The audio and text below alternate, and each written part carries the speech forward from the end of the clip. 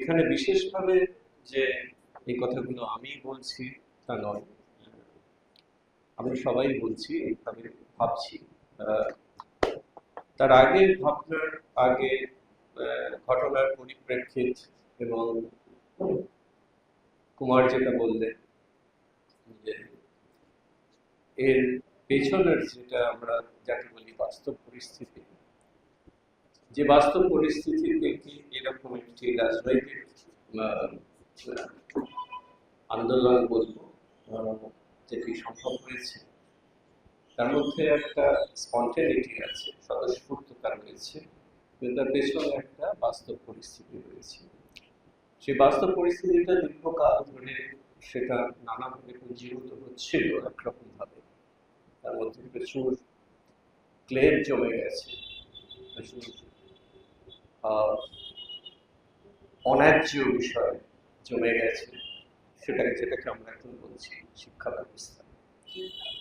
একদিকে শিক্ষা ব্যবস্থা, আরেকদিকে অর্থনীতির যে গতি প্রকৃতি, তার ফলে যেহেতু আমরা শিক্ষার সঙ্গে কর্মসংস্থান এবং আয়ের উপায় এইভাবে দেখি, শিক্ষাকে অধিকাংশ মানুষই যেহেতু দেখেন, সেই জন্য এই দুটোর মধ্যে একটা সংযোগও রয়েছে, যেটাকে ইদানিংকালে গত কয়েক দশক, আমি যদি বলি 2-3 দশক, বিশেষত 90-এর দশকের পর থেকে যে পরিবর্তনগুলো হয়েছে, সেইগুলো নিয়ে বিচার কথা বলে আমরা শুরু করতে পারি, তারপরে আপনাদের বক্তব্য শুনতে চাই। কুমার যেহেতু রাজনীতিটা নিয়ে বললে মূলত, সেই জন্য আমি শিক্ষার দিকটা বলার চেষ্টা করছি, বা শিক্ষার যে বাস্তব পরিস্থিতি যেখান থেকে এই রাজনীতিটা উদ্ভূত হয়েছে সেটা নিয়ে একটু বলতে চাইছি। আপনাদের মনে আছে যে যেভাবে শুরু হলো ঘটনাটা, এবং 20শে জুলাই যখন তারা যন্তর মন্তরে যাওয়ার ডাক দিল, তারা নিজেরাও আন্দাজ করতে পারেনি যে তারা ভেবেছিল 15 থেকে 20 হাজারের মতো হবে, কিন্তু নানান হিসেব বলছে ওটা লাখ ছাড়িয়ে গেছিল। এবং সেখানে কারা ছিল সেটা একটা খুব গুরুত্বপূর্ণ বিষয়। আমরা যদি শিক্ষা দেখি এবং এই শিক্ষার সুযোগ পাচ্ছে বা পাচ্ছে না যারা, তাদেরকে যদি আমি বিভিন্ন শ্রেণীতে ভাগ করে দেখি, তার মধ্যে কারা ছিল এবং ছিল না যদি আমি ভাবি, কিছুটা আন্দাজ পেতে পারি। সেটা হচ্ছে যে একদিকে যেমন যেগুলো আমরা এলিট ইনস্টিটিউশন বলে থাকি, সেখানকার বিশেষত পাবলিক ইনস্টিটিউশন যেগুলো, সেখানকার কিছু স্টুডেন্ট ছিল যারা সেখানে রাজনীতিতে ইতিমধ্যেই দীক্ষিত, তারা ছিল।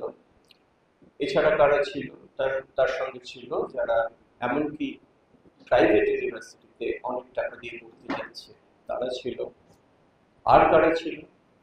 আর যারা ছিল, আপনারা জানেন যে দিল্লিতে সেখানে মুখার্জি নগর বলে একটি জায়গা আছে, যেখানে ঘরে ঘরে সেখানে চাকরির পরীক্ষার জন্য কোচিং হয়। সেখানে বিস্তর কোটি কোটি টাকার বিজনেস হয় সেখানে, এই মুখার্জি নগরে। সুতরাং এই মুখার্জি নগরের ওই ছোট ছোট জায়গাগুলোতে থাকা যেসব ছেলেমেয়েরা, তারাও সব এসেছিল।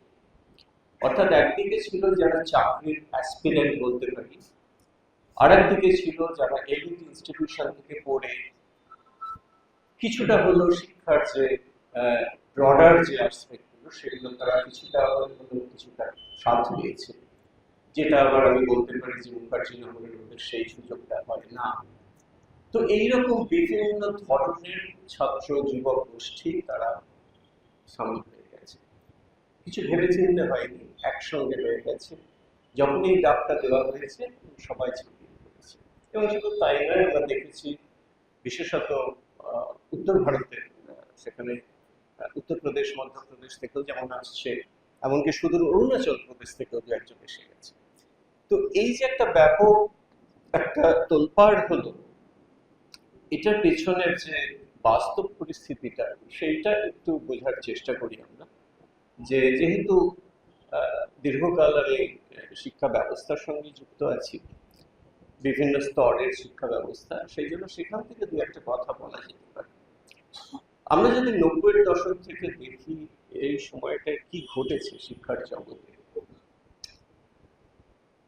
প্রথম 2 দশকে আমরা যেটা দেখছি যে ধীরে ধীরে ক্রমশই প্রাইভেট ইনস্টিটিউশন এবং তার যে শতকরা হারে আমি যদি দেখি তার বৃদ্ধিটা কিন্তু পাবলিক ইনস্টিটিউশনের থেকে অনেক বেশি হারে বেড়েছে, এটা এক নম্বর।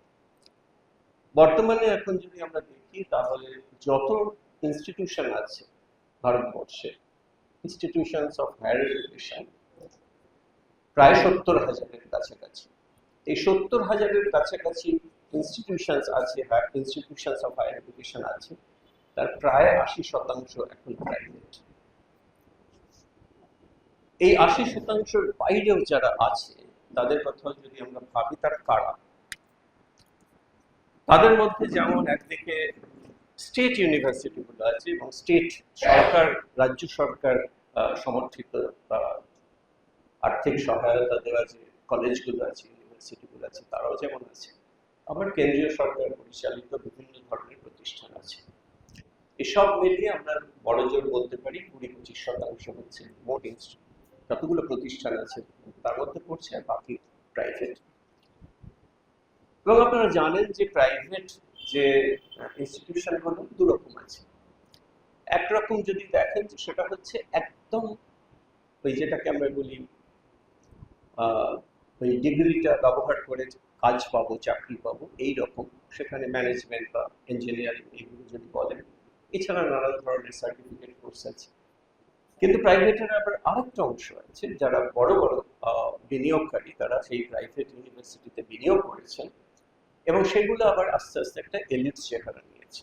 এরকম ভারতবর্ষে বোধহয় আছে প্রাইভেট ইউনিভার্সিটি, তারা একটা এলিট চেহারা নিয়েছে এবং সেখানে জানেন বোধহয় খরচ খুবই বেশি সেখানে পড়ার জন্য, এবং সেখানে যারা পড়তে যায় একেবারে উপর দিকে যারা, তারাই সেটা সমর্থক, বাকিদের সমর্থের মধ্যে দাঁড়িয়ে। এই হচ্ছে এখন উচ্চশিক্ষার চেহারা ভারতবর্ষে। সেখানে দাঁড়িয়ে একটা জিনিস আমি একদম ভেতর থেকে প্রত্যক্ষ করছি, সেটা হচ্ছে যে আমার আগে কর্মস্থল ছিল একটি রাজ্য সরকার সমর্থিত একটা রিসার্চ ইনস্টিটিউট, গবেষণা প্রতিষ্ঠান। তারপর সেখান থেকে অবসর নিয়ে এখন আমি ইন্ডিয়ান ইনস্টিটিউট অফ টেকনোলজি খড়গপুরে সেখানে জননীতি পড়ানোর জন্য বলেছিলেন, সেখানে পড়াচ্ছি। এবার সেখানে কি দেখতে পাচ্ছি এখন এই ধরনের প্রতিষ্ঠানগুলো, এখন এই প্রতিষ্ঠানগুলো কিন্তু ক্রমশ সাধারণ মধ্যবিত্তর আয়ত্তের বাইরে চলে গেছে। কারণ কি? কারণ হচ্ছে যে এই প্রতিষ্ঠানগুলোর ক্রমশই যেটা করছে, তারা যেহেতু প্রতিষ্ঠানগুলোর অলরেডি একটা ব্র্যান্ড নেম তৈরি হয়ে গেছে, ফলে তারা এই ব্র্যান্ডটা বিক্রি করে, আমি বিক্রি কথাটা শব্দটা ব্যবহার করছি, এই ব্র্যান্ডটা বিক্রি করে যতটা সম্ভব অর্থ ছাত্রদের থেকে নিয়ে নেওয়া যায়, এই চেষ্টা, এটাই একমাত্র লক্ষ্য হয়ে দাঁড়িয়েছে এই সব প্রতিষ্ঠান। কেন বলছি এটা?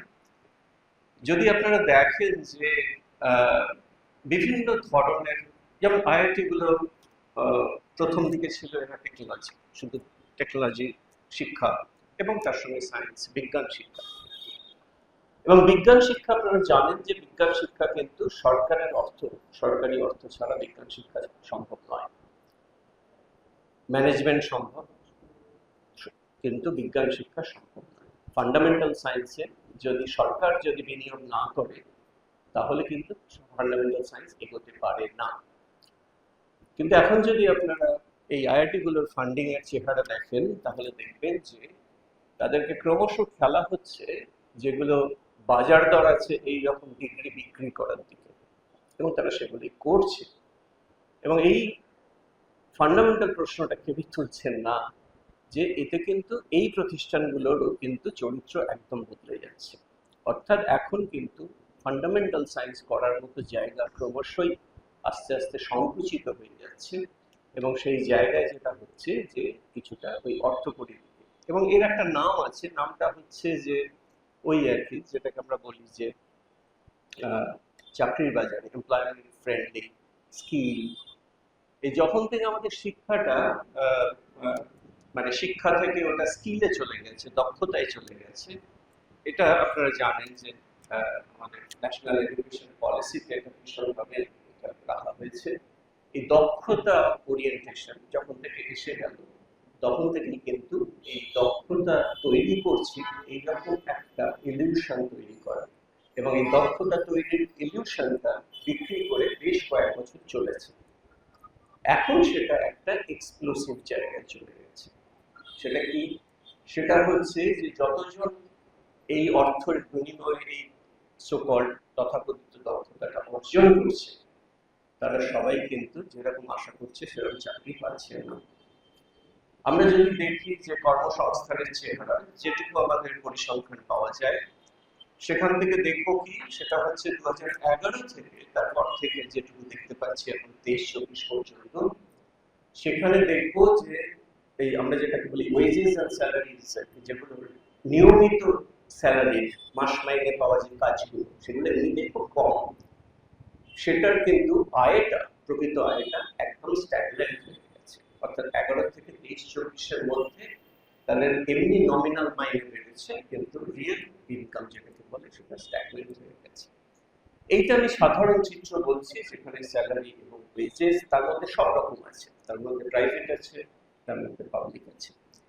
সুতরাং আজকে শিক্ষা নিয়ে যে দুর্নীতি, যদি বলি, দুর্নীতি একটা ছোট অংশ। ছোট অংশ এই কারণে বলছি যে বিশেষভাবে যে ওই পরীক্ষাগুলো যারা দিয়েছে তারা নিশ্চয়ই এফেক্টেড হয়েছে, কিন্তু দুর্নীতিটা কিন্তু আরো গভীর।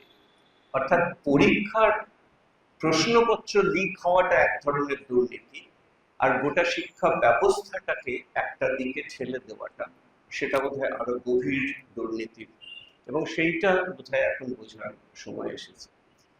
তো এই কথাগুলো আমার মনে হচ্ছে আস্তে আস্তে বোধহয় ওঠার দরকার আছে, যে গত 3 দশকে আমরা শিক্ষা ব্যবস্থাটাকে কোন দিকে নিয়ে গেছি। আপনারা আন্দাজ করতে পারেন যে যারা সেখানে জমায়েত হয়েছিল তারা সবাই স্কুলের গণ্ডি পেরিয়ে গেছে, বেশিরভাগই, প্রায় সবাই স্কুলের গণ্ডি পেরিয়ে কলেজ পেরিয়েছে। এরা কারা? এরা কিন্তু ভারতবর্ষের 28%, মানে অর্থাৎ কলেজ ইউনিভার্সিটিতে যাচ্ছে, যেটাকে আমরা গ্রস এনরোলমেন্ট রেশিও বলে থাকি, সেটা এখনো হচ্ছে গোটা ভারতবর্ষের পরিপ্রেক্ষিতে 28%। তার মানে 72% কিন্তু কলেজে যায় না। এদের মধ্যে কেউ কেউ কিন্তু ওই মানেসার এবং নয়ডার কারখানাগুলোতে কাজ করে। গ্র্যাজুয়েটরাও আছে, কিন্তু গ্র্যাজুয়েট হতে না পারে তারাও আছে। এরাই কিন্তু আন্দোলনটা করেছিল যে সময়, এবং তখন প্রায় 50,000 শ্রমিক, তারা কিন্তু একটা জায়গায় জড়ো হয়নি, বিভিন্ন জায়গায়, এবং বলা হচ্ছে 40-45টা জায়গায় নানাভাবে তারা আন্দোলন করেছিল।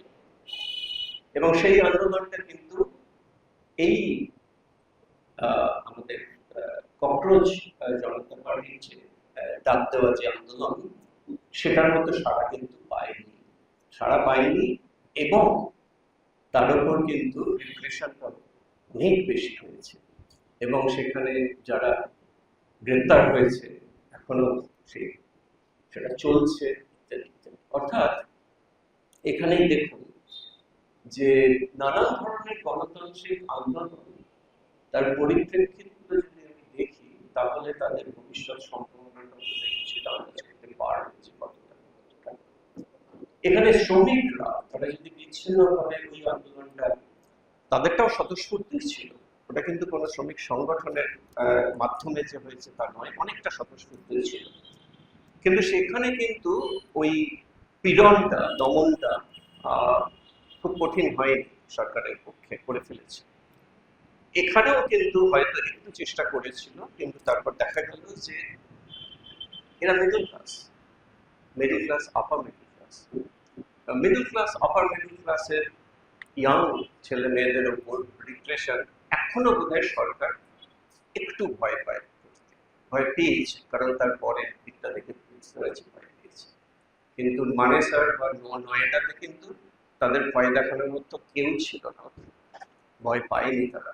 তারা কিন্তু শ্রমিকদের ওই আন্দোলন একেবারে শেষ করে দিয়েছে, শুধুমাত্র দমন পীড়ন দিয়ে শেষ করেছে। সুতরাং এই হচ্ছে এখন আমাদের গণতান্ত্রিক আন্দোলনের প্রেক্ষিত, যেখানে একটা বিরাট সংখ্যক মিডল ক্লাস যারা শিক্ষা পাচ্ছে এবং শিক্ষা পেয়ে তারা মনে করছে তাদের সঙ্গে নানান রকম বঞ্চনা করা হচ্ছে, এবং বঞ্চনাটা একদিকে যেমন পরীক্ষার প্রশ্নপত্র লিক ইত্যাদি, তার দুর্নীতি, প্রচুর টাকার খেলা চলছে ইত্যাদি, সেটা যেমন একদিকে সত্যি, আবার অন্যদিকে এই যদি এই দুর্নীতিটা নাও থাকতো তাহলেও কিন্তু ক্ষোভটাকে কিন্তু প্রশমন করা যেত না। কারণ হচ্ছে যে আজকে বিপুল সংখ্যক ডিগ্রি আছে, যে ডিগ্রি নিয়ে তারা কিন্তু কাজ পাচ্ছে না। এই যে কাজ না পাওয়াটা কিন্তু এর সঙ্গে যুক্ত হয়েছে, কারণ ওই ক্ষোভটা কিন্তু শুধুমাত্র নিট কেলেঙ্কারির ক্ষোভ নয়, ওটা নিট কেলেঙ্কারির ক্ষোভ হতেই পারে না। এত মানুষ চলে এসেছে, এত বিভিন্ন রাজ্য থেকে দৌড়ে চলে এসেছে, এরা সবাই নিট পরীক্ষার্থী তো নয়, কিন্তু ক্ষোভটা কিন্তু একেবারেই বাস্তব, এবং সেই ক্ষোভটা হচ্ছে এই নানান কারণ ঘিরে, যার ভেতরে আমাদের এই উচ্চশিক্ষার যে গত 30 বছরের যে প্রবণতা, সেটাকে কিন্তু অনেকটাই দায়ী করা যায়। প্রশ্ন হচ্ছে এর কি বিকল্প হতে পারতো? এর বিকল্প হতে পারতো, অর্থাৎ সবসময় যে অতীতের যেটা ভালো ছিল সেটাই যে এখনো ভালো হতে পারে সেটা আমি ভাবি না, কিন্তু বিকল্পটা কি হতে পারতো সেটা হচ্ছে যে অতীতের যে আমাদের পাবলিক ইনস্টিটিউশন ঘিরে যে আমাদের যে এনভায়রনমেন্টটা ছিল, সেইখানে কি ছিল, সেখানে যেটা ছিল যে পাবলিক ইনস্টিটিউশনে কিন্তু কত টাকা দিয়ে ভর্তি হওয়া যায় না, মানে হওয়ার দরকার নেই, কত টাকা লাগে না, কিন্তু পাবলিক ইনস্টিটিউশন গুলো কি ছিল, একটা আপওয়ার্ড মোবিলিটি সম্ভব করেছিল কিছু মধ্যবিত্তকে, যাকে আমরা বলতাম মেরিট। এই মেরিটের ভিত্তিতে একটা আপওয়ার্ড মোবিলিটি সম্ভব হয়েছিল একটা সময় পর্যন্ত, এবং 90-এর দশকের পরে আমরা ওই এক দশক পেরিয়ে গেলে দেখছি যে অনেক প্রাইভেট ইঞ্জিনিয়ারিং কলেজ হচ্ছে, যেখান থেকে বেরিয়ে গিয়ে তারা চাকরি পেয়ে যাচ্ছে। এই ইউফোরিয়াটা চলেছে মোটামুটি 2 দশক, তারপর থেকে এটা অবনমন শুরু হয়ে যাচ্ছে। তারপরে ইঞ্জিনিয়ারিং কলেজগুলোতেও আর ছাত্রভর্তি হচ্ছে না, প্রাইভেট ইঞ্জিনিয়ারিং কলেজগুলোতে। আর এখন তো জেনারেল ডিগ্রি কলেজে ছাত্রভর্তি কমে যাচ্ছে। আমাদের এখন উচ্চশিক্ষায় এই মুহূর্তে আমি নানান রকমের পরিসংখ্যান ঘেটে যদি বলি কিরকম দাঁড়াচ্ছে, একটা জিনিস বলা যায় যে এই শতাংশটা কমেছে, অর্থাৎ এই উচ্চশিক্ষায় একটা হিসেবে বলছে যে মানে 38% থেকে 34% নেমে এসেছে ইত্যাদি। অর্থাৎ আমরা আশেপাশে দেখলেও দেখতে পাচ্ছি যে কলেজ ইউনিভার্সিটিতে পড়ার প্রবণতাটা অনেকটা কমেছে।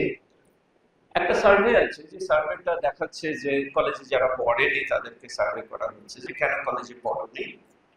তাদের মধ্যে প্রায় 75% তারা বলছে যে আমার পরিবারের আয়ের সংস্থানের প্রয়োজন ছিল তাই পড়েনি। 75% বলছে। তার মানে হচ্ছে যে কলেজে যারা যেতে পারেনি, কিছুটা হয়তো কলেজ পড়ে কি হবে এটাও যেমন সত্যি, আবার অন্যদিকে এটাও সত্যি যে ওই 4 বছর বা 3 বছরের কলেজ ডিগ্রিটা তাদের কাছে কিন্তু অন্যভাবে অনেক কস্টলি হয়ে উঠছে। যদিও সরাসরি টিউশন ফি কত সেটা আমি জিজ্ঞেস করছি না, কিন্তু সরাসরি টিউশন ফি যদি কমও হতো তাহলেও তাদের কাছে এটা কিন্তু কস্টলি হয়ে যাচ্ছে, কারণ সে ওই 3 বছর আর অপেক্ষা করতে পারছে না তার পরিবারের কারণে। সুতরাং এই যে অবস্থাটা, এই অবস্থাটা কিন্তু বেশ একটা কঠিন জায়গায় ক্রমশই আস্তে আস্তে যাচ্ছে। আমি শেষ করব এই বলে যে এখানে দেখুন সরকারের যে প্রতিক্রিয়া যদি বলেন, প্রথমে তো একটা দমনের প্রতিক্রিয়া আছে, একটা শাসক ইত্যাদি এরা আছে। তারপরে কি হলো, যখন দেখলো যে এই শাসকের শাসন দিয়ে শাসন করা যাচ্ছে না, তখন কি দেখা গেল, তখন দেখা গেল একটা অন্য ন্যারেটিভ তৈরি করা শুরু হলো।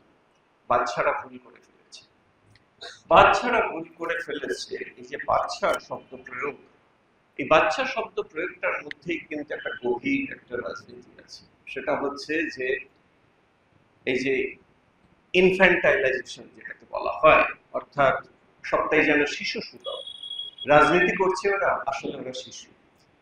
এই যে এই যে বাচন ভঙ্গি আমি যদি বলি আমাদের রাজনীতির নেতাদের, এইটা কিন্তু আস্তে আস্তে ভাঙতে শুরু করেছে।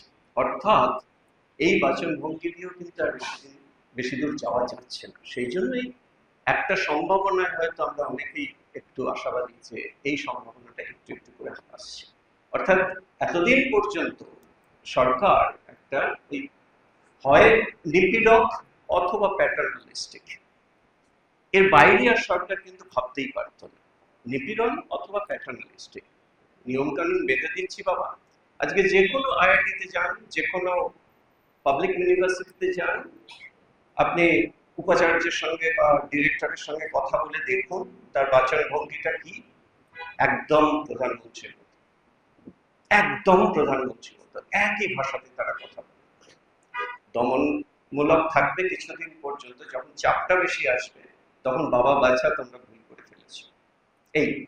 কিন্তু ওই যে গণতান্ত্রিক যে অধিকারের জায়গা থেকে যে তারা যে দাবিগুলো করছে এবং সেই দাবিগুলোর যে যথার্থতা নিয়ে চর্চা করা এবং তাদের সঙ্গে যে কথোপকথন চালানো, এই সদিচ্ছাটা আপনি শুধু প্রধানমন্ত্রী নয়, আপনি কিন্তু এইসব ইনস্টিটিউটের ডাইরেক্টরের মধ্যেও দেখতে পাবেন অনেকটাই আছে।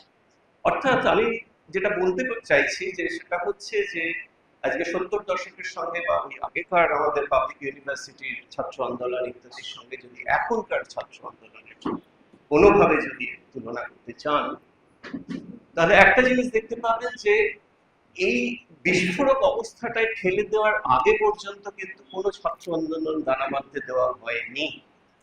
এইসব প্রতিষ্ঠানগুলোতে কখনোই ছাত্র আন্দোলন সেইভাবে দানা বাঁধে না। কারণ হচ্ছে নানান উপায়ে তারা সেটাকে দমন করার চেষ্টা করে থাকে। অর্থাৎ যেগুলো খুবই যথার্থ দাবি এবং সেই দাবি নিয়েও যখন কোনো ছাত্ররা সেই প্রশ্নটা তোলে, সেটাও কিন্তু সেইভাবে শোনা হয় না। আজকে এই না শুনে শুনে আজকে কিন্তু এই বিস্ফোরক অবস্থাটা হয়েছে। এটা আরেকটা দিক আমি বলবো। আমি এখানে শেষ করছি যে এখানে অনেকগুলো কথা আমি এলোমেলো বললাম, কিন্তু আমার মনে হয় যে এই যে যে ব্যাপারটা আমরা দেখলাম ওখানে একটা জিনিস তো আমরা কয়েকটা জিনিস তো যারা রাজনীতি চর্চা মানে রাজনীতি যারা অনুসরণ করেন তারা তো বুঝতেই পারছেন ব্যাপারটা। সেখানে ওরা কিন্তু কোন রাজনৈতিক নেতাকে কিন্তু ফিরিয়ে দেয়নি, বলেনি এখানে ঢুকতে দেবো না, বলেনি। সবাই গেছেন সেখানে, কিন্তু কাউকেই কিন্তু কোনো প্রধান জায়গা দেয়নি। আমি জানি না এটা খুব সুচিন্তিত কিনা তাও জানি না, কিন্তু এটা ঘটে গেছে। অর্থাৎ রাজনীতির লোকেরা সেখানে গেছেন, কিন্তু তারা ব্যক্তি হিসেবে গেছেন, পাশে দাঁড়িয়েছেন, কিন্তু কাউকে কিন্তু ওই প্রধান জায়গাটা কখনো তারা দেয়নি। অন্যদিকে তাদেরও কিন্তু ওইভাবে যদি একটা লার্জার দ্যান লাইফ ধরনের লিডার নেই, কেউ নেই। এখানে একটা তফাৎ আরেকটা আমরা করতে পারি, হয়তো আমরা সেই যদি ফিরে যাই, শেষ আমরা কখন এইরকম আন্দোলন দেখেছি যে যুবক যুবতীদের এত বড় আন্দোলন?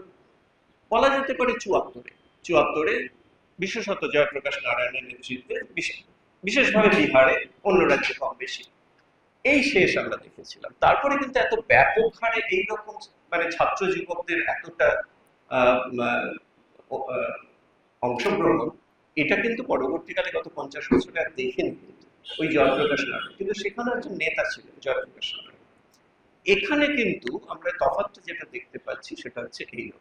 এবং এটা যদিও স্বতঃস্ফূর্ত, এটা কুমার বলবেন কিছুটা, হয়তো কুমারের রাজনীতির জায়গা থেকে কিছুটা করার চেষ্টা করব, কিন্তু আমার মনে হচ্ছে যেটা যে এই রাজনীতিটা আমরা জানি না, আমি তো বুঝতে পারি না, কিন্তু এটা যে একটা গণতান্ত্রিক পরিসরের জন্য যে লড়াই, এইটা বুঝতে ভুল হয় না আমাদের। এটা যে একটা গণতান্ত্রিক পরিসরের জন্য লড়াই, এটা যে একটা কথোপকথন শুরু করার লড়াই, আমরা বাচ্চা নই, ডোন্ট ইনফ্যান্টালাইজ আস, এই যে ব্যাপারটা, এইটাও কিন্তু একটা দাবি যে আমরা বাচ্চা নই, এসো আমাদের সঙ্গে সমানে সমানে কথা বলো। তো এইটা কিন্তু রাজনৈতিক বাগধারাতেও বোধহয় একটা পরিবর্তন এনে দিচ্ছে। আমার মনে হচ্ছে যে এই যত রকমের রাজনৈতিক নেতাদের অবান্তর ভুলভাল কথাবার্তা, সেইগুলো বোধহয় এখন কিছুটা নিয়ন্ত্রিত হবে বলে আশা করছি, অন্তত এইটার কারণে। কারণ এখন তারা যেটাই বলছে সেটাই কিন্তু সঙ্গে সঙ্গে আমরা সোশ্যাল মিডিয়ায় পেয়ে যাচ্ছি, এবং সেটা নিয়ে নানান রকমের যেটাকে বলা হয় প্রফেনিটি দেখতে পাচ্ছি। এই প্রফেন ব্যাপারটা কিন্তু অসম্ভব জোরালো জিনিস। এই যে একটা ইনডিফারেন্ট প্রফেন ব্যাপার, এইটা কিন্তু অসম্ভব জোরালো ভাষা একটা, এবং সেটা কিন্তু ভদ্রতার ধার ধারে না। সেটা আমাদের আমাদের ওই মিটিং এর পরিবেশ ইত্যাদিও ধার ধারে না। তারা কিন্তু এই সমস্তটা ভেঙে দিয়ে একটা প্রফেনিটির মধ্যে ঢুকে গেছে, যেটাকে আমাদের সেলিব্রেট করা উচিত বোধহয়। কোন দিকে যাবে আমরা খুব ভালো জানি না, কিন্তু আই সেলিব্রেট দিস প্রফেনিটি। এইটা কিন্তু একটা ভাঙার জায়গা আসলে। আমি এখানে থামছি, এইবারে তোমার যে অচিন মোটামুটি যা বলবার বলে দিয়েছেন। আমি একটু যোগ করতে চাই এখানে। অচিন যেখানে শেষ করলেন আমি সেখান থেকে শুরু করি। এতে প্রথমত এপিডিআরকে একটা আমাদের বিশেষ ধন্যবাদ দেওয়া উচিত। অচিন দিয়েছেন, আমিও তরফ থেকে দিচ্ছি। এবং এর আগেও এপিডিআর এর মিটিংয়ে আসতে পেরেছি নানান অকেশনে, একটা কিন্তু এটা একটা সম্পূর্ণ আলাদা অকেশন। একটু মনটা খারাপ লাগছে এই এই অকেশনটাতে এসে। আমাদের অতি প্রিয় বন্ধু নীলাঞ্জন সম্প্রতি প্রয়াত হয়েছেন। এপিডিআর এর সঙ্গে যোগাযোগের একটা বড় সূত্র ছিলেন নীলাঞ্জন। যাই হোক, শুরু করি।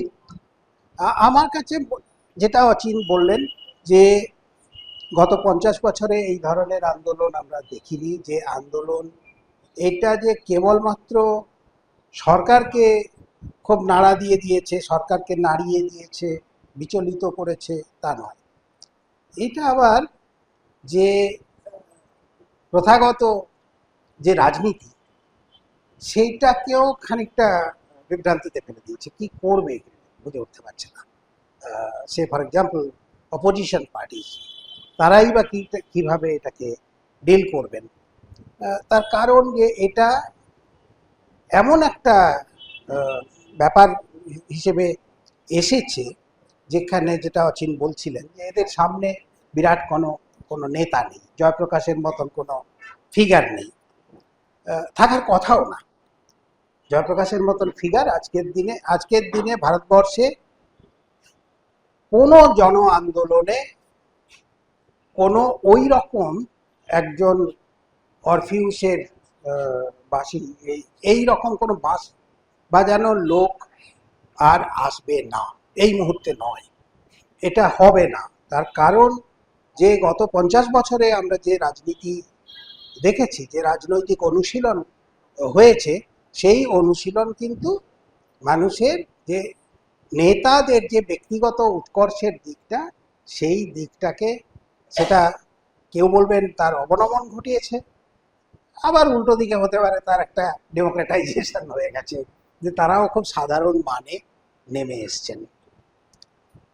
এবং এর একটা এটা নিয়ে খুব দীর্ঘ আলোচনায় যাব না, কিন্তু এটা পৃথিবী যেভাবে এগোচ্ছে, যে দিকে এগোচ্ছে, এটা ঠিক যে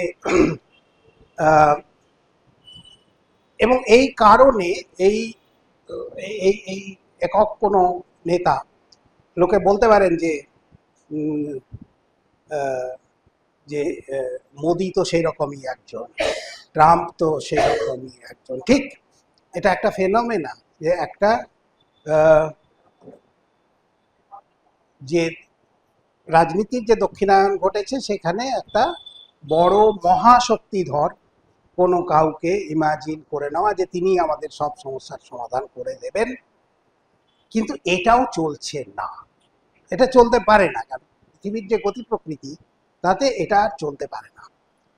যে ধরনের সমস্যার মধ্যে দিয়ে আমরা যাচ্ছি, এই সমস্যাগুলোর একটা বড় জিনিস হচ্ছে যে আজকে সম্ভবত এটা ঠিক অচিন যেটা বললেন, যে এই ছাত্রদের একটা বড় অংশই হচ্ছে একটা মিডল ক্লাস, এটা সত্য। কিন্তু আবার এটাও ঠিক যে এই ছাত্রদের মধ্যে একটা বড় অংশ এসছে এমন পরিবারগুলো থেকে, যে পরিবারগুলোর হয়তো প্রথম প্রজন্মের শিক্ষার্থী, হয়তো একেবারে শ্রমিক পরিবার থেকে আসা। খানিকটা আমি বলবো যে এখানে ক্যাপিটালিজম তার নিজের কারণেই, নিজের সুবিধের কারণেই ক্যাপিটালিজম আবার কতগুলো, এটা মার্ক্সের বিখ্যাত কথা, তার নিজের কারণেই শ্রমিক শ্রেণী যে যেরকমভাবে তৈরি করে, তেমনি ক্যাপিটালিজমেরই হচ্ছে ইন্টারনেট। ইন্টারনেট এখানে এমন একটা প্ল্যাটফর্ম তৈরি করে দিল যেখানে ব্যাপক দুটো তিনটে জিনিস তো ঘটেছে গত 50 বছরে, যে আজকে যে সংখ্যাটা, এটা আমরা যখন শতাংশে দেখি যে 28% তারা উচ্চশিক্ষায় যেতে পারছে, কিন্তু যখন আমরা এটাকে অ্যাবসলিউট নম্বরে দেখি তখন কয়েক লক্ষ হয়ে যায়, যেহেতু ভারতবর্ষের সংখ্যাটা অনেক, জনসংখ্যা অনেক বেশি। দ্বিতীয়ত, যে গত 50-60 বছরে নানান ইউনিভার্সিটি, কলেজ ইত্যাদি ইত্যাদি এই সমস্তগুলো তৈরি হয়েছে। অনেক মানে আগে 50 বছর আগে এই শতাংশটা 28 ছিল না, এটা 10 ছিল। ফলে একটা বড় অংশ তৈরি হয়েছে, যে অংশটার সামনে কোনো রকম কোনো কিছুর কোনো নিশ্চয়তা নেই, কোনো কিছুর কোনো নিশ্চয়তা নেই। কালকে কি হবে, আমি যেটা অচিন খুব ভালোভাবেই বলেছেন, যে আমি কালকে কি করব, আমার কাজের জায়গা কি, কোনো রকম কোনো নিশ্চয়তা নেই। একটা বিরাট অনিশ্চয়তার জায়গা তৈরি হয়েছে। সাধারণত ছাত্র যুব আন্দোলনগুলো, ইতিহাস যদি আমরা দেখি, ছাত্র যুব আন্দোলনগুলো কিন্তু এইভাবে তাদের নিজস্ব কিছু সমস্যা থেকে শুরু হয়। 1968 প্যারিসের যে বিখ্যাত ছাত্র আন্দোলন নিজেদের সমস্যা থেকে শুরু হয়েছিল। আবার 1965 থেকে 73 আমেরিকার যে দীর্ঘ ছাত্র আন্দোলন নিজেদের কিছু সমস্যা থেকে শুরু হয়েছিল। এমনকি আমাদের দেশের যে 75-এর আন্দোলন, তাতেও নিজস্ব সমস্যার দিক অনেকগুলো ছিল। কিন্তু আবার এটাও ঠিক যে সঙ্গে সঙ্গে এই সমস্যাগুলোকে তারা অতিক্রম করে, ব্যক্তিগত সমস্যাগুলোকে অতিক্রম করে, বা তাদের যে শ্রেণীগত যে সমস্যা, সেই সমস্যাগুলোকে অতিক্রম করে তারা একটা বৃহত্তর,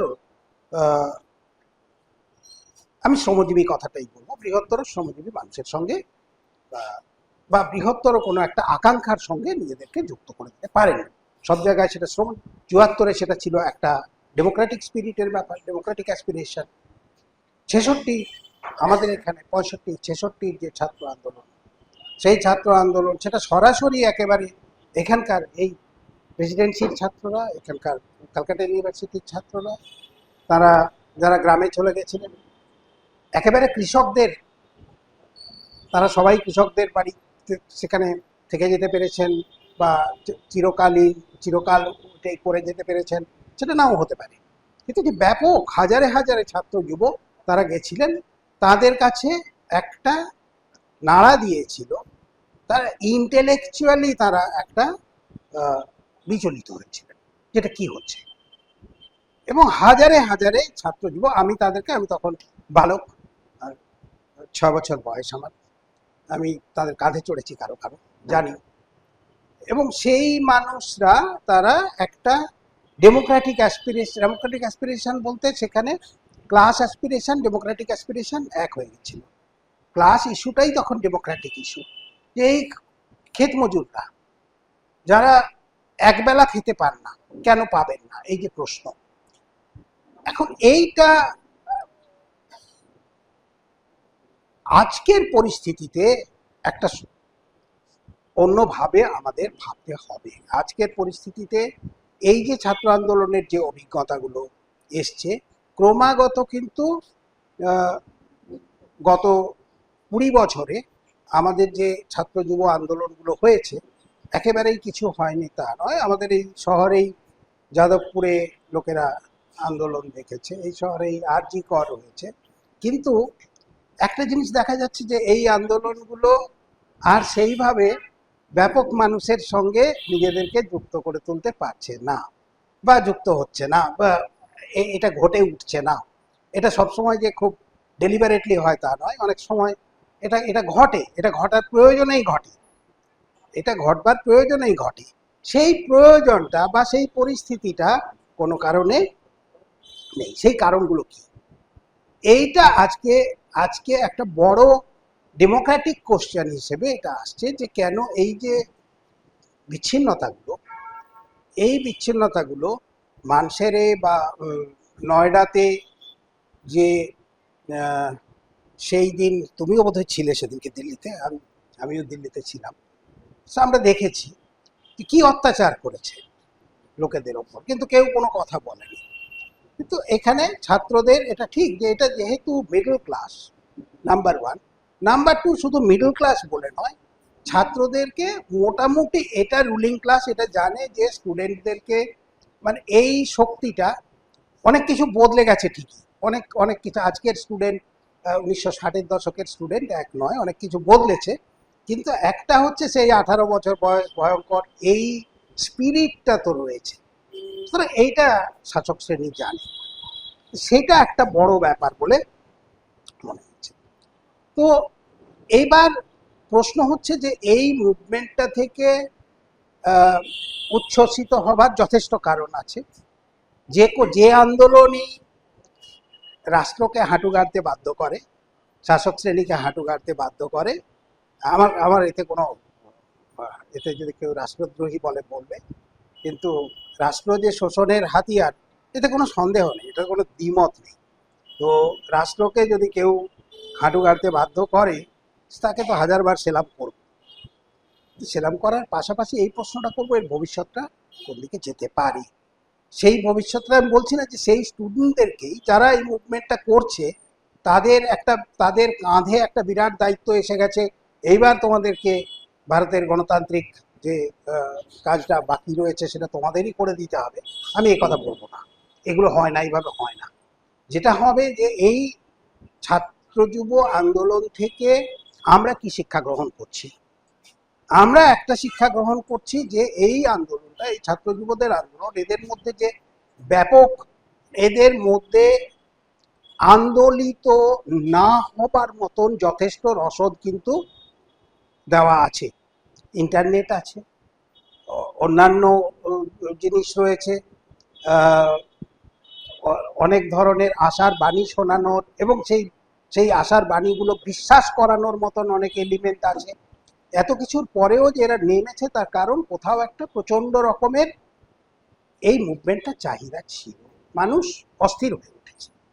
এই অস্থিরতাটা একটা বড়, এটা দেশের জন্য খুব ভালো নয়, কিন্তু আবার একটা অন্য সম্ভাবনাও যোগ করে দেয়। সেটা হচ্ছে যে এই অস্থিরতাটা হচ্ছে একটা সামগ্রিক অস্থিরতার সঙ্গে যুক্ত, একটা অভিন্ন অনিশ্চয়তার সঙ্গে যুক্ত। অভিন্ন অনিশ্চয়তাটা আজকের দিনে 1966-তে যে ছাত্রছাত্রীরা যারা গ্রামে চলে গেছিলেন কৃষকদের কাছে, আজকে সেটা যাওয়ার উপায় নেই, সেই কৃষকটাই নেই। কৃষক, আজকের কৃষক 1960-এর দশকের কৃষক এক নয়। 1960-এর দশকের কৃষক ছিলেন, তার কৃষি ছাড়া তার কাছে অন্য কিছু ছিল না। আজকের কৃষক বাধ্য হয়েছেন কৃষির সঙ্গে সঙ্গে আরও 5টা অকুপেশনে যেতে বাধ্য হয়েছেন, বা কেউ কেউ সুযোগ হিসেবে নিয়েছেন। তেমনি একটা অর্গানাইজড ইন্ডাস্ট্রিয়াল ওয়ার্কিং ক্লাস ছিল, আজকে সেটা নেই, সেগুলো ভেঙে চুরে গেছে, এবং তার জায়গা নিয়েছে, এবং একটা পুঁজির সম্প্রসারণের সঙ্গে সঙ্গে কাজের যে সংকোচন, মানুষের জীবনের আয়ের যে সংকোচন, যেটা ছিলেন আজকে দেশের উচ্চশিক্ষার কেন্দ্রগুলোকে প্রাইভেটাইজ করে দেওয়া, বা গোটা শিক্ষা ব্যবস্থাটাকেই প্রাইভেটাইজ করে দেওয়া, এটা শুধু শিক্ষা ব্যবস্থা তো নয়, স্বাস্থ্য ব্যবস্থা, আমাদের যত সোশ্যাল প্রোগ্রাম হয়, যত ধরনের সোশ্যাল প্রোগ্রাম আছে, সেটাতে ধরে নেওয়া হয় আমাদের ভারত সরকারের মন্ত্রী, তিনি দাবি করছেন যে না না, এরা কর্মী নন, এরা ভলান্টারি ওয়ার্কার। কারা? এই আশা কর্মী যারা, মিড ডে মিল কর্মী যারা, যাদের বেতন সরকার ঘোষিত ন্যূনতম মজুরির থেকে অনেক কম, অনেক অনেক কম। সরকার ঘোষিত ন্যূনতম মজুরি এদের বেতনের চেয়ে 5 গুণ বেশি। আশা কর্মীরা কয় টাকা পান? অথচ বিরাট বিরাট যে টাকা, যেটা ন্যূনতম মজুরি দিয়ে করাতে গেলেও সরকারকে অনেক খরচ করতে হতো, সেটা করতে হচ্ছে না। এইরকম বিভিন্ন জায়গায় আমরা যদি দেখি, মাস্টারদের মাইনে দিতে হচ্ছে না, প্রাইভেটাইজ করে দাও, তাহলে মাইনে দিতে হবে না। ইউনিভার্সিটি কলেজগুলো কিভাবে চলছে আপনারা জানেন। আমি সম্প্রতি ঝাড়খণ্ডে কিছু, এই যে এখন তো মুভমেন্ট হচ্ছে, ওখানে না হওয়ার কোনো কারণ নেই, দিনের পর দিন ক্লাস হওয়ার কোনো উপায় নেই, কারণ টিচার নেই, কোনো টিচার নেই। তো এই যে একটা পরিস্থিতি তৈরি হয়েছে, এই যে ছাত্রছাত্রীদের যে অনিশ্চয়তা, এই অনিশ্চয়তাটা আবার এটারই একটা, আপনি এই অনিশ্চয়তাটা কান পাতলে শুনবেন, এই অনিশ্চয়তাটা হচ্ছে অঙ্গনবাড়ি ওয়ার্কারের, এই অনিশ্চয়তাটা মিড ডে মিল ওয়ার্কারের, এই মাইগ্রেন্ট ওয়ার্কারের। সুতরাং এই জিনিসটাকে আমাদের মুভমেন্টের মধ্যে আনতে গেলে, ডেমোক্রেটিক মুভমেন্টকে যদি বিস্তৃত করতে হয়, তাহলে শুধু ছাত্রদের উপর ভরসা করে থাকলে চলবে না। আমাদেরকে ছাত্রদের আন্দোলন খুব বড় একটা মানুষকে একটা বিশ্বাস জাগিয়েছে যে কিছু করা সম্ভব। একটা সময় তো মনে হচ্ছিল যে না, এটাতে আর কিছু করা সম্ভব না, এই দেশটা পুরোপুরি জনসাধারণের হাতের বাইরে চলে গেছে, জনসাধারণ এখানে দাস মাত্র, তার আর কোনো ভূমিকা নেই, এটা একটা রাজতন্ত্রে পরিণত হতে যাচ্ছে। সেখান থেকে একটা বিশ্বাসের জায়গা ফেরত এনেছে, কিন্তু সেই বিশ্বাসের জায়গাটাতে ফেরত আসলে যে সব মিটে যাবে, ব্যাপারটা কিন্তু এরকম নয়। এটা আমাদের মাথায় রাখতে হবে যে ঐতিহাসিকভাবেই ইতিহাসের অনেক শিক্ষা এখনো আমাদের কাজে লাগবে। ইতিহাসটাকে আমরা কপি পেস্ট করতে পারবো না, কিন্তু ইতিহাসের শিক্ষাটাকে আমরা ভুলে যেতে পারি না। কোনো ছাত্র আন্দোলন শুধু নিজের জোরে একেবারেই কোনো উদাহরণ নেই তা নয়, নেপালে কিছুটা হয়েছে, কিন্তু নিজের জোরে শুধু ছাত্র যুব আন্দোলন একটা বড় পরিবর্তন ঘটিয়ে দিল, এই রকমটা সাধারণত ঘটে না। এইগুলোকে এই আন্দোলনগুলোকে বৃহত্তর গণতান্ত্রিক আন্দোলনের সঙ্গে যুক্ত হতে হয়, এবং সেই যোগটা ঘটাবার জন্য কর্মসংস্থানের প্রশ্ন, সকলের জন্য সমান মানের শিক্ষা, গুণমান সম্পন্ন শিক্ষা, তার সুযোগ, আমি বলছি না সকলে সমান মানের, সকলের শিক্ষাটা সমান মানের হবে এমনটা ভাবা ভুল। আমি অঙ্কে আমিও 100 পাবো, অচিনও 100 পাবেন এমন তো হতে পারে না, কিন্তু সুযোগ পাওয়া, যে আমি এই এই এই এই মুহূর্তে একটু আগে আমি একটা প্রকাশনা সংস্থায় গেছিলাম, একটি ছেলের একটি বই বেরোচ্ছে তার দেখার জন্য। এই ছেলেটিকে আমি ব্যক্তিগতভাবে চিনি, সে জাতে নিচু জাতির, তার বাবা ক্ষেত মজুর, তার মা ডোমেস্টিক ওয়ার্কার। সে পড়তে চেয়েছিল ফিজিক্স, সে ফিজিক্স পড়তে চেয়েছিল, কিন্তু সে যে এলাকায় থাকে সেখানে কোথাও ফিজিক্স পড়ার ব্যবস্থা নেই।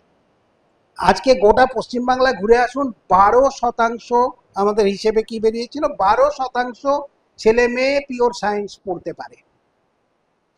একটা সোসাইটি তৈরি হচ্ছে যেখানে 88% লোকের কাছে বিজ্ঞান পড়ার, সে পড়তে পারছে না, নেই।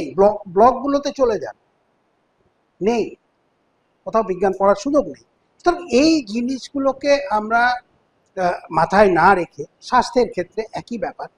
স্বাস্থ্যের ক্ষেত্রে এখন এইটাকে তো মোটামুটি, এই যে স্বাস্থ্য বিমা, এটাতে তো মোটামুটি একটা প্রতিষ্ঠিত করে দেওয়াই হলো যে স্বাস্থ্য মানে হচ্ছে হসপিটালাইজ ট্রিটমেন্ট। তোমার যতক্ষণ না হাসপাতালে ভর্তি হওয়ার দরকার পড়ছে, তোমার স্বাস্থ্যের কোনো সমস্যা নেই। স্বাস্থ্য বিমার গোটাটাই হচ্ছে, গোটা জিনিসটাই হচ্ছে যে হসপিটালাইজ ট্রিটমেন্ট। স্বাস্থ্য বিমায় কিন্তু আপনার অন্যান্য যে জিনিসগুলো সেগুলো কোনোটাই স্বাস্থ্য বিমায় কভার করা হয় না। সুতরাং সরকার তার দায়টা ঝেড়ে ফেলল। মানুষ একদিকে আমরা আমরা খুব গর্বের সঙ্গে দাবি করছি যে আমাদের লাইফ এক্সপেক্টেন্সি এতটা বেড়ে গেল, কিন্তু কোয়ালিটি অফ লাইফ কি হলো সেটা নিয়ে আমরা কোনো কথা বলছি না। আমরা এইটা বলছি না যে একদিকে যখন বিশেষ অঞ্চলে বিশেষ শ্রেণীর মানুষরা 90 বছর, 95 বছর, 100 বছর বেঁচে থাকছেন, আবার এক বিশেষ শ্রেণীর মানুষরা 30 বছরেই মারা যাচ্ছেন। গোটা কয়লাখনি অঞ্চল, গোটা এই যে পাথর খাদান অঞ্চল, এখানে যদি একটা সার্ভে করা হয়, তো আমাদের কাছে যেটুকু খবর আছে, যেটুকু খবর আমরা ডাক্তার বন্ধুদের কাছ থেকে পাই, তাতে অ্যাভারেজ লাইফ এক্সপেক্টেন্সি 40-এর বেশি হবে না। সুতরাং এই জিনিসগুলোকে যদি আমাদের মুভমেন্টের পারভিউ আলোচনায় পারভিউ, আমি বলছি না যে এটা নিয়ে এক্ষুনি সব জিনিসগুলো নিয়ে একসঙ্গে সবাই মুভমেন্ট করে ফেলে, কিন্তু এটা একটা বড় সমস্যা হয়ে যায়। আজকে ভালো জিনিস হচ্ছে যে এতজন এখানে আলোচনা করতে আসছি। আমার একটা খুব খারাপ অভিজ্ঞতা আছে এই হলে। 2004 সালে মিড ডে মিল নিয়ে যখন এখানে আমরা স্ট্রিট ব্যাটল করছি, তৎকালীন সরকারও খানিকটা নিঃসন্দেহ ছিলেন না যে মিড ডে মিলটা ভালো না খারাপ। পরে তারা অনেক কিছু করেছেন ঠিকই, কিন্তু তৎকালীন সরকার তারাও খুব একটা যে মিড ডে মিলটা নিয়ে কতটা এগোনো যায়, সেই সময় আমরা হাত জোড় করে কিছু রাজনৈতিক কর্মী তাদের কাছে বলেছিলাম যে আপনারা আসুন একটু, যে যেখানে পারেন, একটা মিড ডে মিল নিয়ে একটা ডিসকাশন হয়েছিল এবং সেখানে অনুরোধ রাখা হয়েছিল যে যেখানে পারেন একটু সাহায্য করুন, যাতে মিড ডে মিলের এটা যে পসিবল, এটা যে করা সম্ভব। কারণ তখন 2004 সালে তখন সবাই এক কথায় উড়িয়ে দিয়েছিল। আপনাদের যাদের স্মরণে থাকবে, পুরনো আনন্দবাজারের পাতা ঘাটলেই দেখবেন যে কোনো ভালো ইউনিভার্সিটিতে মিড ডে মিল পড়ানো হয় না, শুধুই থালা বাজানো হচ্ছে। সেই সময় তখন যখন এইটা নিয়ে আলোচনা করতে এসেছি, তখন আমাদেরকে প্রশ্ন করা হলো আপনাদের পলিটিক্যাল লাইনটা কি। আমি খুব হতাশ হয়েছিলাম। আজকে আবার দেখা যাচ্ছে যে অবশ্যই সেই অডিয়েন্স এই অডিয়েন্স এক নয়, আমি কাউকে আলাদা করে কিছু বলছি না, কিন্তু এই সমস্যাটা, এটার কথাটা আমাদের কিন্তু মনে রাখতে হবে। এই সমস্যাটা থাকে। আমরা সবসময় কোনো একটা জিনিসকে, যখন আরজিকর হচ্ছিল রাত জাগো, তখন অন্যান্য প্রান্তে মেয়েদের ওপর যে অত্যাচার ঘটে চলেছে, দৈনন্দিন অত্যাচারটা মেয়েদের দৈনন্দিনতার একটা অংশ হয়ে উঠেছে, তখন সেগুলো নিয়ে কোনো কথা খুব একটা উঠলো না। ফলে সামগ্রিকতার প্রশ্নটা, সেটা আমার কাছে মনে হয় খুব গুরুত্বপূর্ণ। এবং আজকের মুভমেন্ট এখানে ওরা কিন্তু যে কোনোভাবেই হোক, নানান পরিস্থিতি অনেক কিছু মিলে একটা সামগ্রিক চিন্তাভাবনার ছাপ দেখতে পাওয়া যাচ্ছে। এটাতে অস্বীকার করার কিছু নেই, একটা সামগ্রিক চিন্তাভাবনার ছাপ আছে, যে কারণে এত বিপুল সংখ্যক ছাত্রছাত্রী এখানে যোগ দিতে পেরেছেন। কিন্তু সেইটাকে বিস্তৃত করার জন্য যেটা করার, যে গণতান্ত্রিক আন্দোলনগুলোকে যেভাবে সামনে নিয়ে আসা উচিত, সেখানে এই এই অন্যান্য ইস্যুগুলোকে কিভাবে যোগ করা যায়, সুযোগের সমতা, এডুকেশনের ক্ষেত্রে, স্বাস্থ্যের ক্ষেত্রে সুযোগের সমতা, পরিবেশ একটা খুবই খুবই বড় ব্যাপার, খুবই বড় ব্যাপার। মানুষের সাংবিধানিক অধিকার, মানুষের পরিচিতির অধিকার, এগুলোকে কিভাবে যোগ করা যাবে এবং সামগ্রিকভাবে মানবিক মর্যাদার সঙ্গে জিনিসটাকে কিভাবে যোগ করা যাবে, এটা একটা বড় প্রশ্ন। শেষ পর্যন্ত হয়তো এই প্রশ্নটাও তুলতে হবে যে যতদিন পর্যন্ত শিক্ষার সঙ্গে প্রফিটের যোগ থাকবে, ততদিন পর্যন্ত করাপশনকে আপনি দূর করতে পারবেন না। যে কারণে শিক্ষার থেকে প্রফিটটাকে আলাদা রাখার কথা বারবার বলা হয়েছে। আর আমাদের গুরু তো তাই শিখিয়েছেন, তো তাই তাই তাই বলা হয়েছে। আহ, সুতরাং এই প্রশ্নটাও করতে হবে যে প্রফিট সিকিং যে একটা জায়গা থেকে যেখান থেকে প্রফিটটা আসবে কি করে? কাউকে যদি না ঠকাই তাহলে প্রফিটটা আসবে, এটা খুব সহজ হিসেব। তো সেই প্রশ্নটাও বোধহয় করতে হবে। আমি এখানে থামছি, তারপরে তো আপনারা কথা বলবেন, আলোচনা করবেন, সকলে মিলে কথা বললে কিছু একটা বোঝা যায়। আমরা সবাই আলোচনা করছি এবং এটা একটা কথোপকথনের মধ্যে দিয়ে কিছু ভাবনা চিন্তা করছি।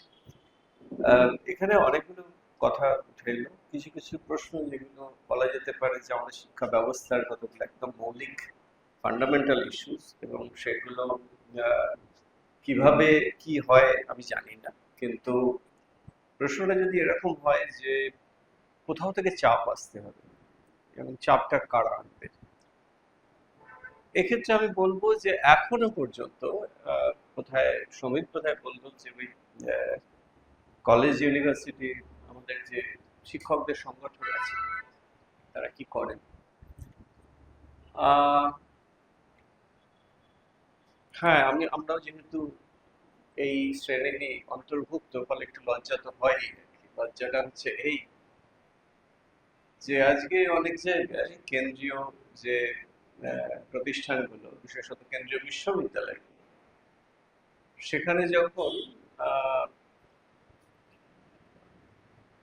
উপাচার্য বলেন যে আপনারা তো আসেনই না, ডিপার্টমেন্টে থাকেন না, আমি এবার বায়োমেট্রিক শুরু করে দিতে চাইছি, তখন কিছু লোক একটু প্রতিবাদ করে, না বায়োমেট্রিক কেন, একটা শিক্ষা সংগঠন শিক্ষা প্রতিষ্ঠানের মধ্যে বায়োমেট্রিক, এটা আবার এটা কি ফ্যাক্টরি? আবার যিনি নিয়মিত আসেন তার কাছে এটা কোনো সমস্যা নেই, তিনি বলছেন আমি কেন প্রতিবাদ করতে যাবো, আমি তো রোজ আসি। সুতরাং সমস্যাটা বুঝতে পারছেন নিশ্চয়ই। আসলে আমাদেরও আয়নার সামনে দাঁড়াতে হবে, আমাদের নিজেদেরও আয়নার সামনে দাঁড়াতে হবে, এবং যে ছাত্রটি গ্রাম থেকে এসেছে, হোস্টেল খরচ দিয়ে রয়েছে একটা মফস্বলের ইউনিভার্সিটিতে, সে যদি দিনের পর দিন দেখে যে শিক্ষক মশাই আসেননি বলে ক্লাস হচ্ছে না, এই প্রশ্নটা কে তুলবে? ছাত্র আন্দোলন। তাহলে ছাত্র আন্দোলনকে আমাদের ওইমুখী করতে হবে, এবং যদি ছাত্র আন্দোলন ওইমুখী করে সেটা কিন্তু আমার বিরুদ্ধে এসে দাঁড়াবে। সুতরাং শ্রেণী অবস্থান থেকে আমরা কেউই মুক্ত নই সেদিক থেকে, এবং এই কথাটা বোধহয় স্পষ্টভাবে বলার এখন সময় এসেছে যে আজকে কলেজ বিশ্ববিদ্যালয়ের অবনমনের দায় বোধহয় শিক্ষকদেরও কিন্তু এড়িয়ে যাওয়ার কোনো উপায় নেই। সুতরাং এটা কে করবে, কবে করবে, আমি করতে পারছি কিনা জানি না, এই প্রশ্ন আমি এখন যথেষ্টই আমি অবসরপ্রাপ্ত সেই অর্থে। সুতরাং আমি আমার কথা বলছি না, আমি বলছি যে আমার মতো যারা আছেন সবাই, তারা একটু ভাবনা শুরু করুন না একটু, যে সামগ্রিকভাবে আমরা একটা, যেটাকে আমরা বলি প্রেশার গ্রুপ, সেই প্রেশার গ্রুপ হিসেবে আমরা করতে পারছি কি সেটা, যদি সেটা পারি, অন্তত একটা প্রতিষ্ঠানের স্তরেই যদি পারি, প্রতিষ্ঠানের স্তরে যে একের পর এক একজন প্রতিষ্ঠানের ডিরেক্টর বা একজন উপাচার্য, তিনি যে একের পর এক তার ইচ্ছে মতো অনেক কিছুই চালু করে দেন, কোন প্রতিবাদটা আমরা করেছি আজ পর্যন্ত? কেউ করতে পেরেছি কি? সুতরাং এই প্রশ্নগুলো কিন্তু আসবে। আজকে সমস্ত দায়িত্ব আর ছাত্র যুবদের নয়, ছাত্র যুবরা তাদের দিক থেকে, যেখানে তারা তাদের অবস্থান থেকে যেটাকে মনে করেছে যে যথেষ্ট হয়েছে, আর না, তখন তারা নেমে পড়েছে রাস্তায়। কিন্তু আমাদের কিন্তু কখনোই এটা হবে না যে যথেষ্ট হয়েছে আর না, কারণ আমাদের বেতন কখনো কমে না, আমাদের বেতন বাড়তেই থাকে। আজকে বিশ্ববিদ্যালয়ের বেতন যদি দেখেন আর অসংগঠিত ক্ষেত্রে বেতন যদি দেখেন, ব্যাপারটা এই রকম। বোধহয় এই ধরনের ফান্ডামেন্টাল প্রশ্ন মাঝে মাঝে তোলা উচিত আমাদের, যে কেন এইভাবে কেন চলবে। আমরা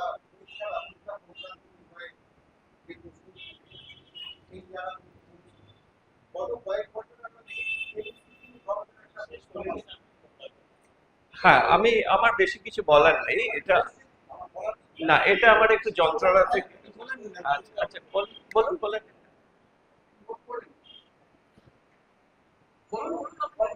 হ্যাঁ বলুন। না, দেখুন, আমাদের এখানে সত্যি অত পরিসর নেই যে প্রত্যেকটা জিনিস নিয়ে এমসিকিউ কেন, এই পরীক্ষা ব্যবস্থাটা এরকম না হয়ে এরকম কেন, তার জন্য কমিটি থাকে এবং সেইখানে বিশেষভাবে আমাদের সক্রিয়তার কতটা, এইটা বোধহয় এই প্রশ্নটা এখন তোলার দরকার আছে। আমরা কেন সক্রিয় হই না এগুলোতে? আজকে যদি আমার এমসিকিউ নিয়ে আপত্তি থাকে, আমি আরো কেন আমার আমার সহকর্মীদের সবাইকে সামিল করছি না তার তার বিরুদ্ধে? অর্থাৎ একজন ঠিকই বলেছেন যে এখানে এসে আমরা এই বক্তব্যগুলো রাখতেই পারি, কিন্তু এর কোথাও কোনো প্রভাব পড়বে বলে আমাদেরও কোনো আশা নেই।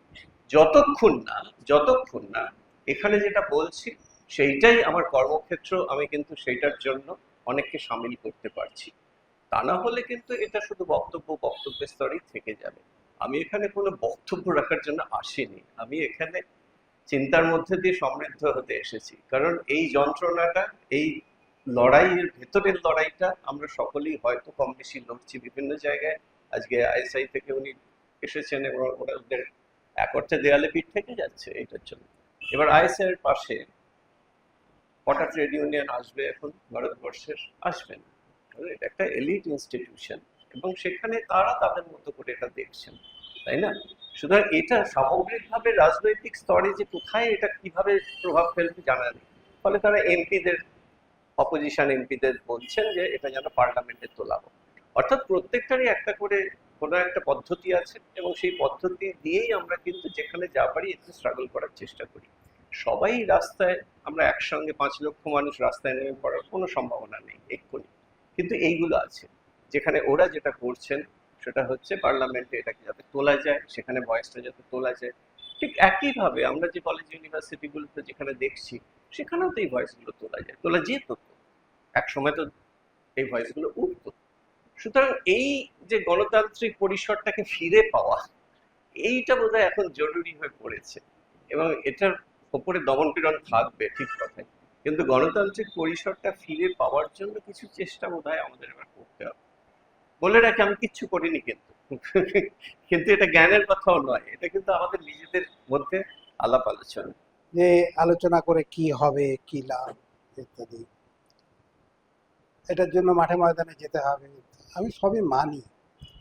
কিন্তু এটাও মানতে হবে সবার পক্ষে সবকিছু করা সম্ভব নয়, এটাও স্বীকার করতে হবে। সেই সীমাবদ্ধতার মধ্যে যার যতটুকু ক্ষমতা সেটুকু যদি করেন তাহলে বোধহয় কিছু করা সম্ভব। এভাবেই হয়। আমি একটা ছোট অভিজ্ঞতার কথা বলি, দিয়ে শেষ করি যে কীভাবে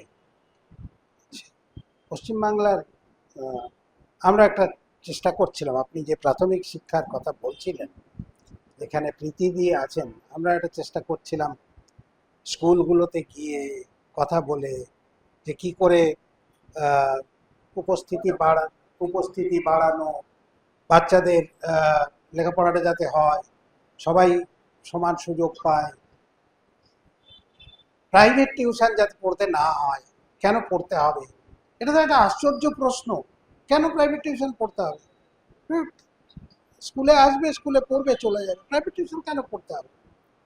এইগুলো নিয়ে কিছু করবারও চেষ্টা করো। তার আগে আমরা দীর্ঘদিন ধরে এগুলো নিয়ে চর্চা করছি গবেষণার মধ্যে দিয়ে।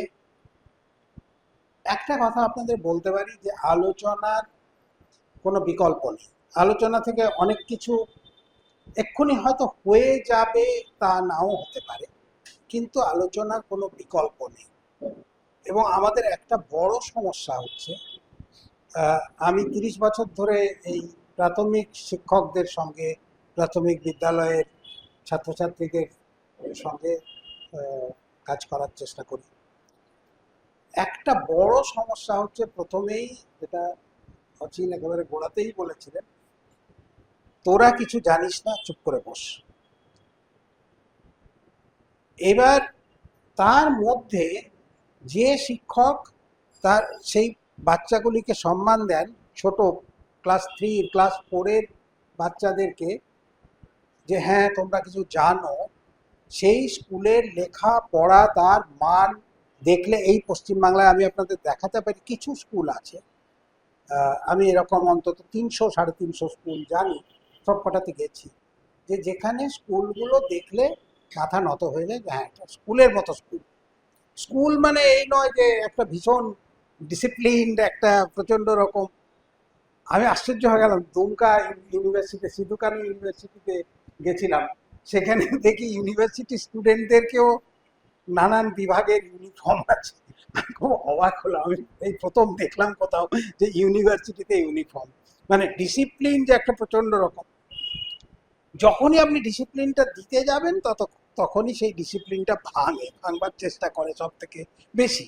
আমাদের প্রত্যেকেরই এই অভিজ্ঞতা আছে, প্রচুর মারধর খেয়েছি স্কুলে, কিন্তু আমরা স্কুল পালিয়েছি, এবং যত বেশি মারধর তত বেশি স্কুল পালানো।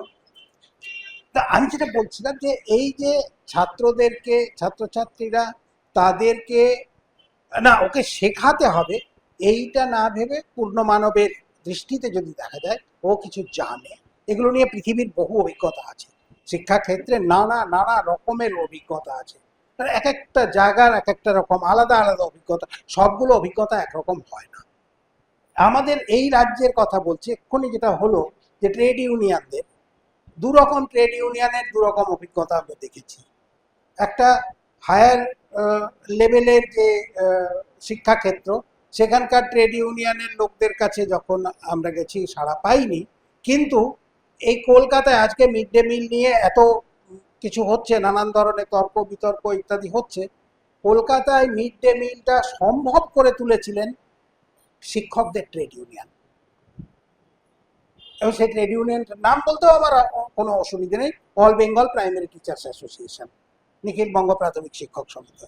যখন কিছু করা যাচ্ছিল না এবং কোনো একজন সরকারি কর্তা ব্যক্তি তিনি উঠে পড়ে লেগেছিলেন এই একে তাদের সঙ্গে চুক্তি করবার জন্য, একেবারে কাগজপত্র রেডি, অক্ষয় পাত্র, তখন এই শিক্ষক সংগঠন তারা বললেন না না কেন হবে না, এটা করাতে হবে, এটা করার দরকার।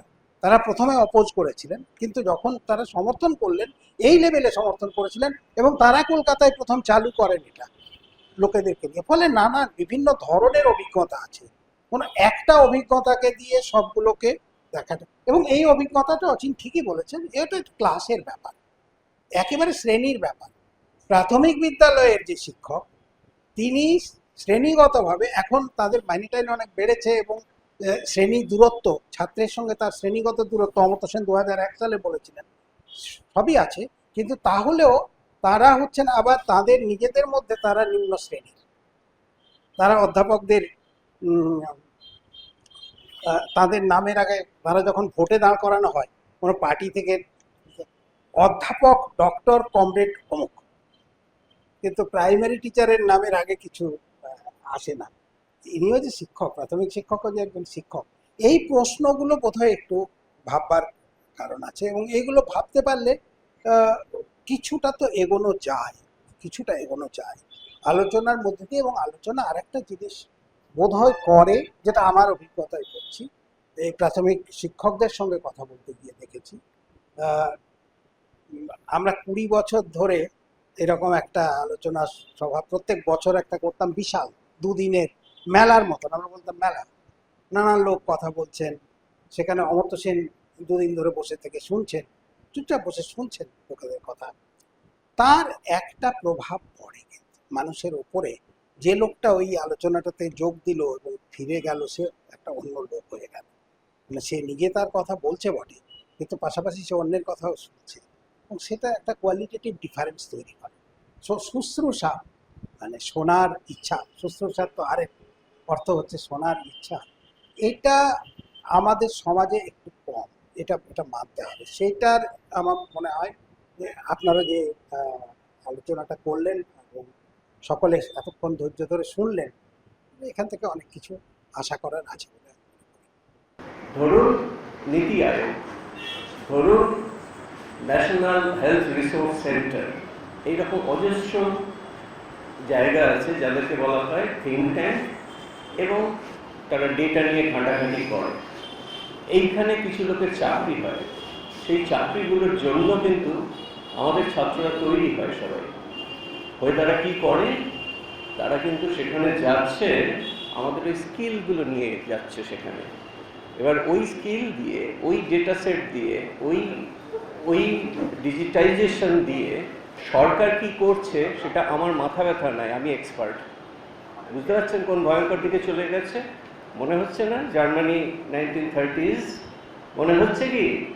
আপনি নীতি আয়োগে গেলে প্রচুর প্রফেশনাল দেখতে পাবেন, তারা আমাদের হাত দিয়েই বেরিয়েছে। তাদের কাছে কিন্তু মাথা ব্যথাটা ওইটা নয় যে গণতান্ত্রিক অধিকার ভুলুণ্ঠিত হচ্ছে, তার কাছে মাথা ব্যথা হচ্ছে আর একটা নতুন যদি র্যাঙ্কিং করতে পারি তাহলে আমার বস খুব খুশি হবে, তাতে স্টেটগুলো কে ওপরে আছে কে নিচে আছে দেখানো সহজ হবে, তিনি সুনাম অর্জন করবেন। সুতরাং বুঝতে পারছেন ব্যাপারটা প্রায় তাই আর কি। জার্মানিতেও কিন্তু শ্রেষ্ঠ ডাক্তাররা, শ্রেষ্ঠ ইঞ্জিনিয়াররা, তারা কিন্তু এই কাজগুলো করতো তারা জার্মানিতে। সুতরাং আস্তে আস্তে বোধহয় আমরা গভীর একটা ওই দিকে যাচ্ছি। সুতরাং শিক্ষা ব্যবস্থা শুধু এমসিকিউ আটকে থাকছে না, শিক্ষা ব্যবস্থা আরও গভীর দিকে যাচ্ছে। এবং এইটা যদি একটু খেয়াল রাখা যায়, সেটা হচ্ছে একটা সময় ইঞ্জিনিয়ারিং কলেজেও কিন্তু হিস্টোরিয়ান থাকতেন, একটা সময় কলকাতা IIM-এ হিস্টোরিয়ান ছিলেন, এখন হিস্টোরিয়ানদের কোথাও কোনো জায়গা নেই এইসব প্রফেশনাল ইনস্টিটিউশনগুলোতে। দেখতে পান এখন আর নেই তারা কেউ। এক সময় IIM-এ MBA করার পরেও তিনি হিস্টোরিয়ান হয়ে গেছেন, এরম দৃষ্টান্ত আছে। আজকের দিনে আর সেটা সম্ভব নয়। আজকের দিনে আমরা শুধু স্কিল্ড প্রফেশনাল তৈরি করছি, এবং ওপর দিকের স্কিল্ড প্রফেশনাল কিন্তু আরও ভয়ঙ্কর, এটা বুঝতে হবে আস্তে আস্তে। যাই হোক, আমি খুব বেশি ভয়ের কথা শোনাবো না, কিন্তু এই ধরনের অবজারভেশন আসতেই পারে।